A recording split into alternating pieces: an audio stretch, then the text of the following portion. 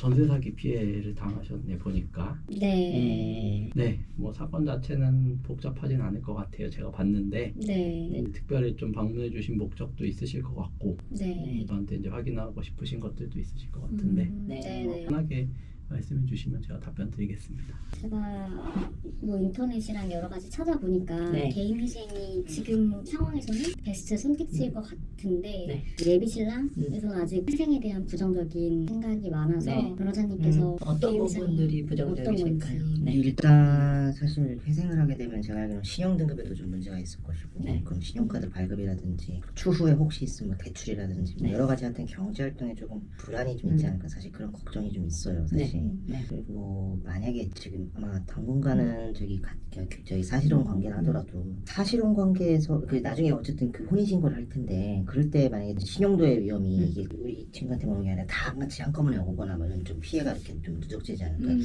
상황을 잘 모르겠다 보니까 그런 불안들이 있어요 막연하게.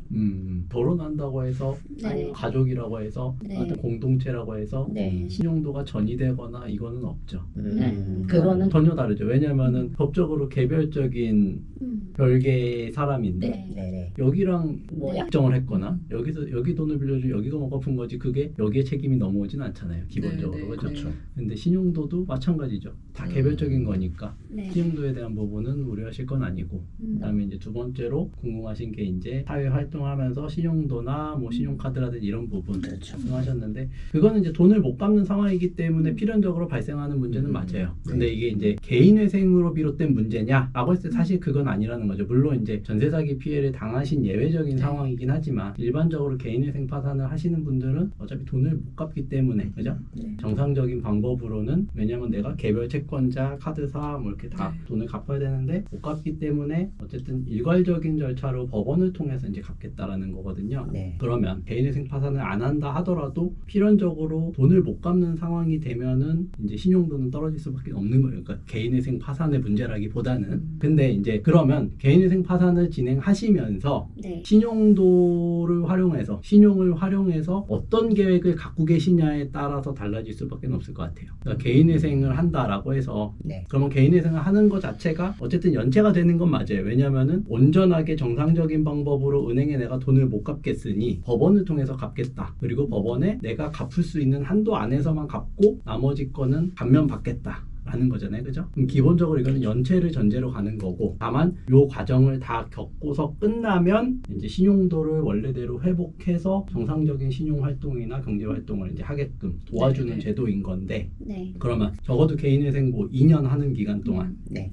그 기간 동안에는 이제 신용불량자의 지위에 있는 건 맞죠. 근데 이제 면책이라는 제도가 있어요. 그러면 결국엔 개인회생이든 개인파산이든 이거를 진행하는 이유는 면책을 받기 위해서 하는 거거든요. 네. 그러면 면책을 받는다라는 거는 내가 과거에 개인회생을 진행했었던 이력, 신용불량자였던 이력 이런 것들이 모두 다 사라지고 없는 거예요. 종료되는 순간 없어지는 네. 건가요? 그러니까 쉽게 생각하시면은 이렇게 보시면 돼요. 개인회생을 뭐 2번 하시는 분, 파산했다가 회생 또 하시는 분, 회생했다가 파산하시는 분, 여러 차례 신용회복 절차를 이용하시는 분들이 있단 말이에요. 네. 그러면 단순하게 생각해보면 내가 개인회생이든 뭐 파산이든 워크아웃이든 이런 채무조정 신용회복 절차를 진행했다가 그 진행함으로써 더 이상의 나는 이제 정상적인 경제활동을 못하게 되고 이게 영속적으로 계속적으로 지속됐을 거다라고 하면 이분들은 어디서 또 돈을 빌려가지고 2번 뭐 3번 이런 절차들을 진행했겠나. 반대로 생각해보면 결국에는 신용이 회복됐기 때문에 다시 어디서든 간에 또 대출을 받고 신용카드를 발급받고 해서 다시 채무가 또 쌓여서 못 갚은 상황이 되니까 또 하는 거란 말이에요. 네. 그러니까 결과적으로는 정상적인 방법으로 내가 갚을 수 있고 이게 채무 해결이 된다라고 하면은 안 할 수 있으면 안 하는 게 좋겠죠. 그렇죠.